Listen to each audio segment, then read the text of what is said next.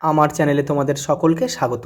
আজ আমরা class 8-এর Ryan Martin প্রশ্নবিচিত্রা থেকে ভূগোলের প্রথম পর্যায়ক্রমিক মূল্যায়নের সপ্তম স্কুল সলভ করব।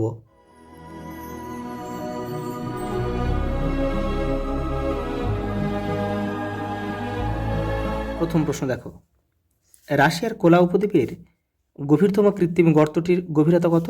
12 কিলোমিটার। পরেরটা দেখো, ভুটানের প্রধান ভাষা কি? জাংথা। অপশান এ আমাদের উত্তর। ভূপৃষ্ঠ থেকে পৃথিবীর অভ্যন্তরের দিকে তাপমাত্রা ক্রমশ কিন্তু বেড়ে যায়, প্রতি 33 কিলোমিটারে 1 ডিগ্রি করে কিন্তু বেড়ে যায়। পৃথিবীর গভীরতম সোনার খনি কোন দেশে অবস্থিত? দক্ষিণ আফ্রিকা। প্রশান্ত মহাসাগরীয় পাত বছরে কত সেমি করে পশ্চিমে সরে যাচ্ছে? 10 সেমি করে। নিঃসারী আগ্নেয়শিলা হলো, নিঃসারী আগ্নেয়শিলার উদাহরণ এখানে অপশান সি আমাদের উত্তর হবে, অবসিডিয়ান। দেখো, ডোলেরাইট আর গ্রানাইট হচ্ছে কিন্তু উদ্বেধী আগ্নেয়শিলার কিন্তু উদাহরণ। পরেরটা দেখো, শূন্যস্থান পূরণ করো। পাকিস্তানের উচ্চতম শৃঙ্গের নাম কি? তিরিচমির, মাউন্ট তিরিচমির। তিরিচমির। দেখো, এর উচ্চতা হচ্ছে 7,708 মিটার। পরেরটা দেখো, মায়ানমারের রাজধানীর নাম কি? মায়ানমারের রাজধানী হচ্ছে নেপাই দাও। নেপাই দাও। পরেরটা দেখো, শুদ্ধ বা অশুদ্ধ লেখো। কাদাপাথর একটি পাললিক শিলা, এটা কিন্তু শুদ্ধ, সঠিক উত্তর এটা। তাহলে এটা আমাদের শুদ্ধ লিখতে হবে। ঠিক যেমন নির্দেশ দেবে, তোমরা কিন্তু সত্য মিথ্যা লিখবে না, ঠিক যেমন নির্দেশ দেবে তেমন লিখতে হবে। শুদ্ধ আছে মানে শুদ্ধ লিখতে হবে আমাদের। ওটা দেখো, কেন্দ্রমণ্ডলের প্রধান উপাদান হচ্ছে অ্যালুমিনিয়াম ও সিলিকন, এটা কিন্তু অশুদ্ধ।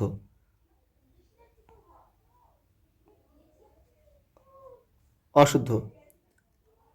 তাহলে এটা কেন্দ্রমণ্ডলের প্রধান উপাদান কি বলতো? এটা হচ্ছে নিকেল আর লোহা। যদি হতো তাহলে কিন্তু বাক্যটা সঠিক হতো, নিকেল ও লোহা।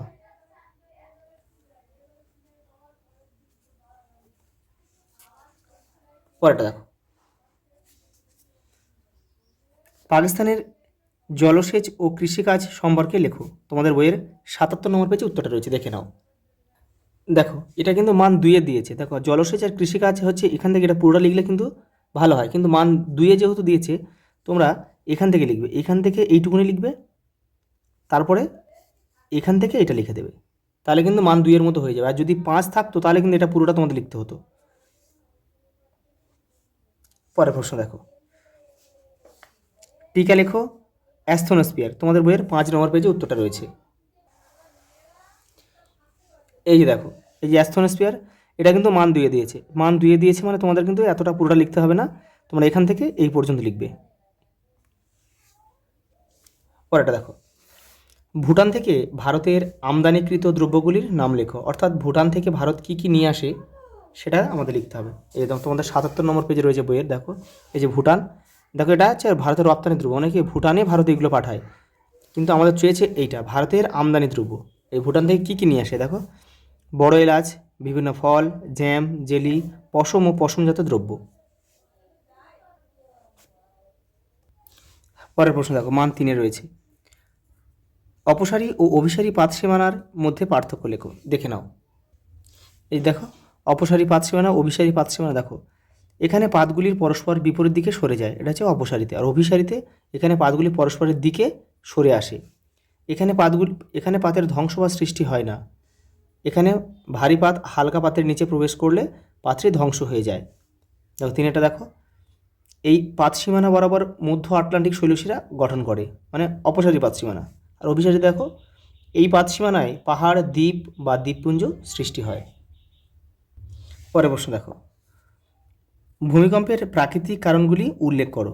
দেখো, তোমাদের বইয়ের 14 নম্বর পেজে উত্তরটা রয়েছে। এই দেখো, প্রাকৃতিক কারণ এই যে ভূ আলোড়ন, পাত সঞ্চরণ আর হচ্ছে অগ্নুৎপাত। শুধু এই উল্লেখ করতে বলে শুধু নাম করা লিখে দিলে কিন্তু হয়ে যাবে। পরের প্রশ্ন দেখো, গ্রানাইট ও ব্যাসল্ট শিলার মধ্যে পার্থক্য লেখো। তোমাদের বইয়ের 21 নম্বর পেজে রয়েছে, তবে আমি তোমাদেরকে ওখান থেকে দেখো একটু আলাদা করে লিখে দিয়েছি। এই দেখো, এটা পড়ে তোমাদের কিন্তু লিখতে হবে। দেখো, আমি তোমাদের এখান থেকে পড়ে লিখিয়ে দিয়েছি, তোমরা এখান থেকে একটু লিখে নেবে।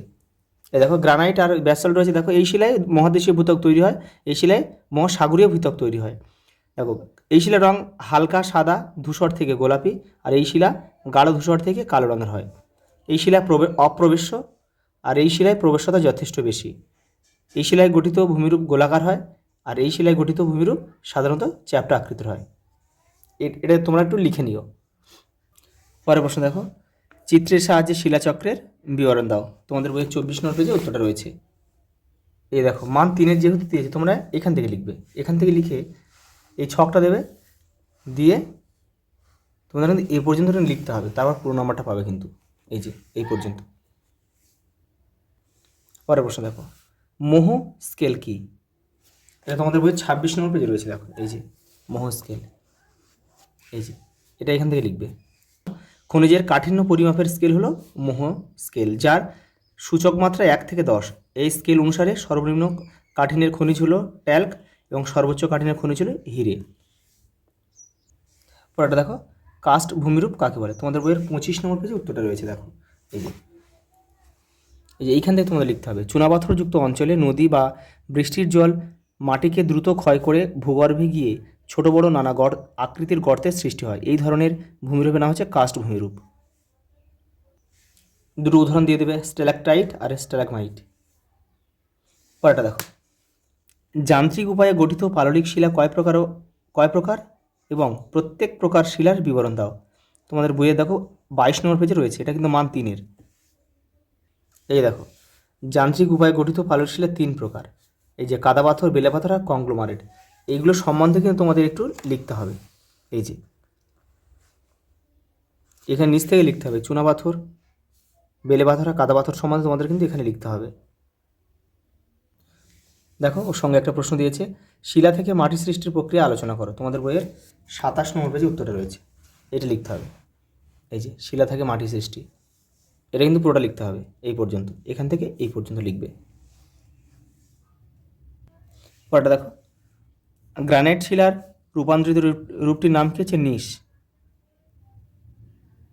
আগ্নেয় শিলার বিশেষত্ব লেখো, মানে বৈশিষ্ট্য। 20 নম্বর পেজে রয়েছে তোমাদের বইয়ের। এই যে এখান থেকে তোমরা করে নেবে। পরের প্রশ্ন দেখো, উৎপত্তি অনুসারে আগ্নেয় শিলা কয় প্রকার ও প্রত্যেক প্রকার শিলার উদাহরণ সহ সংজ্ঞা দাও। 2 প্রকার, নিঃসারী আর উদ্বেধী। এটা তোমাদের বইয়ের 20 নম্বর পেজে রয়েছে, দেখে নাও। এই দেখো, উৎপত্তি অনুসারে আগ্নেয় শিলা কিন্তু 2 প্রকার, এই যে নিঃসারী আর এই উদ্বেধী। এই নিঃসারী শিলা কাকে বলে উদাহরণ দেবে, আর উদ্বেধী শিলা কাকে বলে উদাহরণ দেবে।